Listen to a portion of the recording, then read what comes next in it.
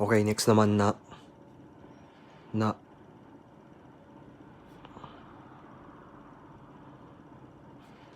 to ni nu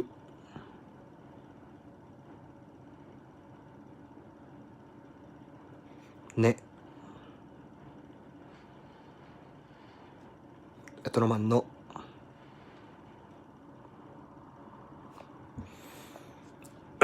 Ito in siya, 'di ba? In,